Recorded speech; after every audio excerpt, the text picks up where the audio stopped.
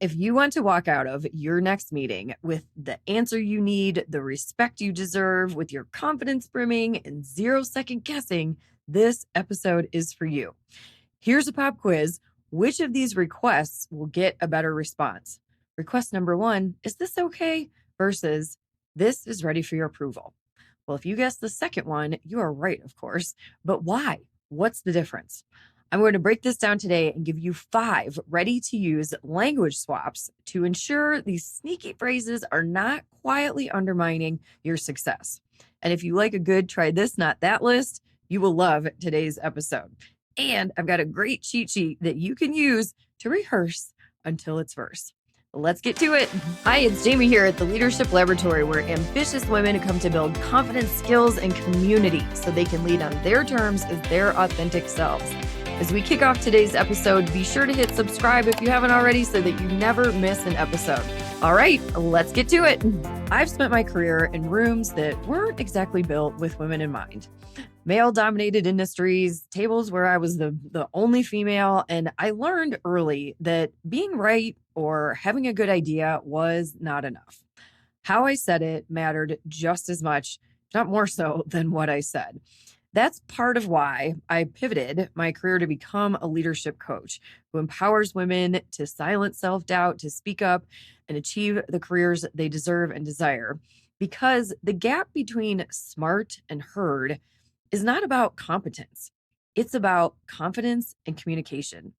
And since the start of my business, I have coached hundreds, maybe even thousands by now, of brilliant women who are courageously finding their voices. And I've noticed that there are 5 sneaky language patterns showing up again and again, quietly working against brilliant women, regardless of industry, title, stage of their career, any other factors. But that undermining, it stops the second they learn to detect these little phrases and tactically swap them out with something that serves them much better.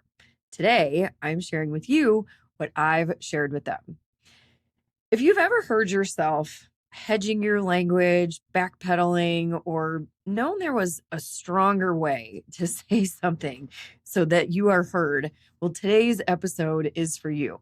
Communication researchers have studied what's called powerless speech for decades and found that hedged language, understandably, gets rated as less credible, regardless of how strong the idea underneath it actually is. And, I choose to believe there's no ill intent behind that. Of course, hedged language reads as less credible. It's harder to hear. It's murky. It's not clear. But here's what crushes me about that and why I'm so excited to bring this episode to you today is that the ideas are strong. The knowledge is there. It's just that bridge of communication is standing in the way. And here's what's really interesting. This skill, this is not innate. Research shows that it's often, this is fascinating, it's often women reflecting back the same kind of communication we've received.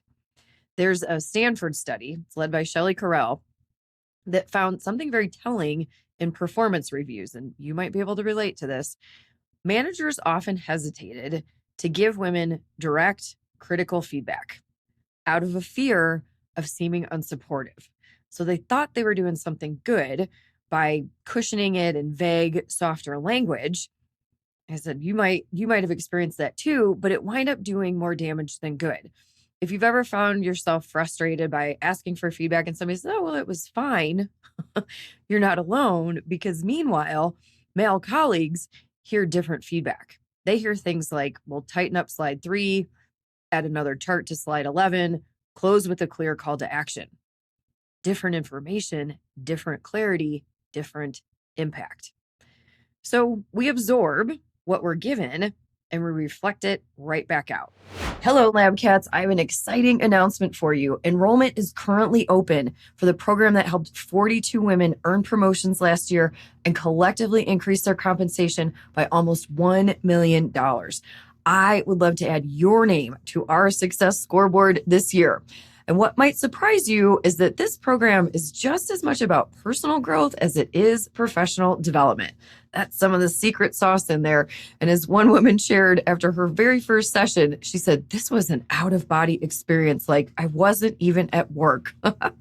If you want to see what your future success could look like, go to jamiemckinney.com/3pillars and book a call with me.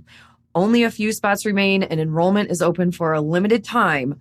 I'd love to have a casual chat to see if this is a fit for you and if your career advancement is what we could be celebrating next.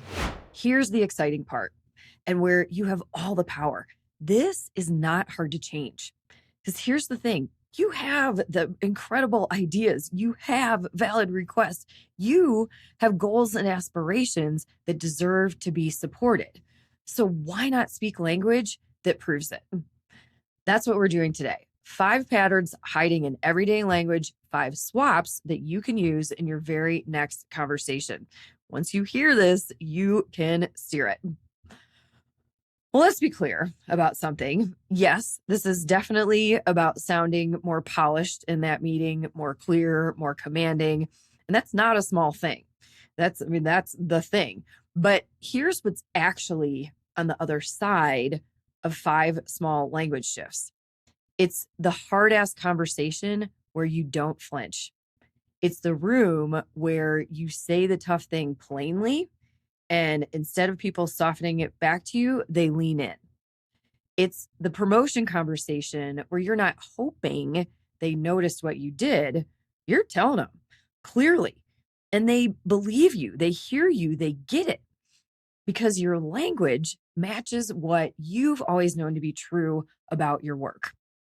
The women who are commanding rooms right now, closing the deal, getting the raise, nailing the presentation, walking into the boardroom and being believed in their first sentence, the ones who are driving home, happily listening to their favorite tunes rather than second guessing and then snapping at their family the second they walk in the door because they're still processing what happened. The women who are driving home satisfied with their day, they're not doing something mystical. They're doing this, the 5 shifts. That's it. The lab cats who've made these swaps, they're not waiting for permission anymore. They're just moving. And you can too, starting today. That's what's unfolding in this episode, not someday, but right now, starting with your very next sentence. And of course, if you want to double down on your commitment to this after hearing today's episode, come join us in the Leadership Lab community where we practice out loud and get results. Check it out via the jamiemckinney.com/lab link that's in the show notes. You can even test drive it. We'd love to see you there. All right. So the 5 patterns, 5 fixes. Grab that notebook. Let's do this. Number 1, permission-seeking language. What is permission-seeking language? Well, it's asking for approval on something that really doesn't need it. It's handing somebody else the authority over your own competence before you've even made your case. And that's the example that I started with today. And I credit Nikki with this one. Nikki used to say, do you think this is okay before sending anything out the door? Now, though, no. She swapped out her language and she says, "Will you approve this?"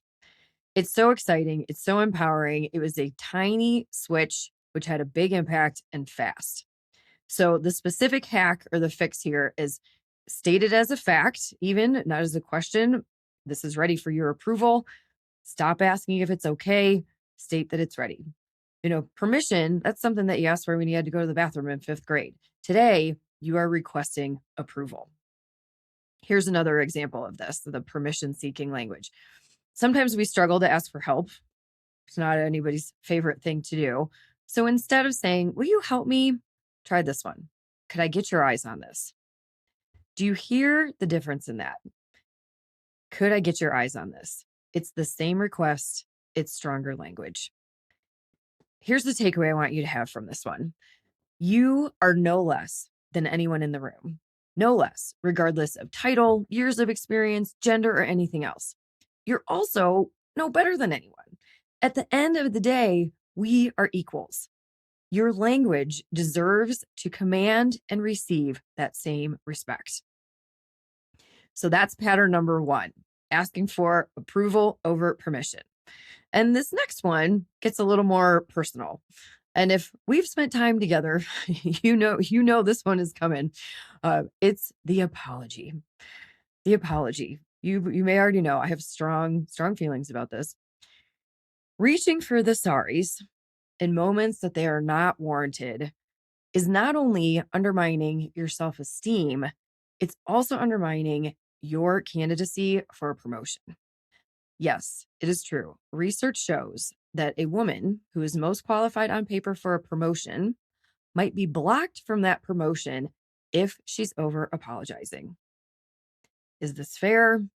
Probably not. But the bigger piece to focus on here is why deliver an apology when it's not necessary? Along with an apology or an I'm sorry comes an association of feelings of disappointment, judgment of ourselves, also a smaller posture, regret. And in most cases at work, it's not warranted. It's filler. Unless you physically or emotionally hurt someone or you are outright rude, which probably does not happen all that often, if ever, at work, the apology has no place there. You made a mistake, big deal. Everybody does. So rather than softly, submissively apologizing, here's what you want to say instead. Thank you for pointing that out. That's your fix. That's your hack here. Swap out the apology for gratitude or acknowledgement. Friends, this works every single time. Made a mistake? Simply say, thanks for catching that. An apology signals, I did something wrong to you. Whereas gratitude signals, hey, you helped me get better. And I appreciate that. I mean, I don't have eyes in the back of my head, so thank you for pointing out that mistake. Another example, and this is my personal favorite.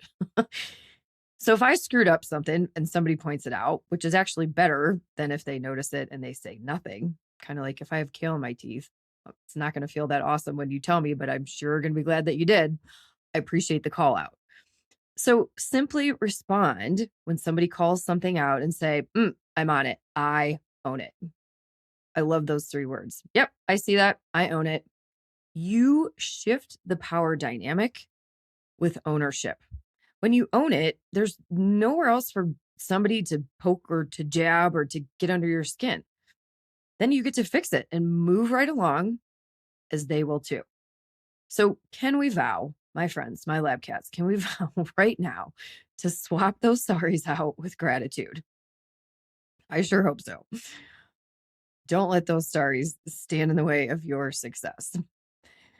Let's move to the third language pattern that I've observed. Swap this sucker out too. Number 3 is the disclaimer. Here's the definition.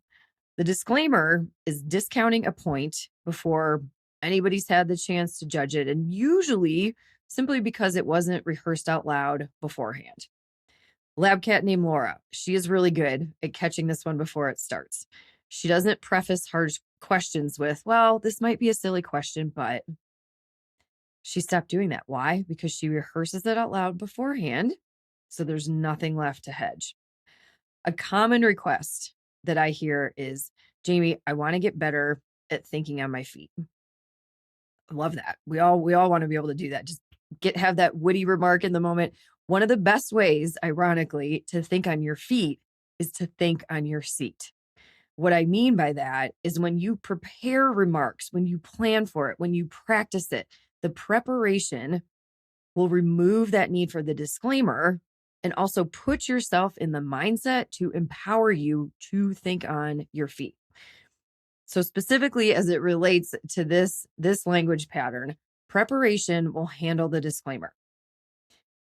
Cross it out. No need to have a disclaimer before you start. Well, it might be a silly question. Not sure if this is right. No. Cross that out and just start with what you're going to say. And that brings us to language pattern number 4.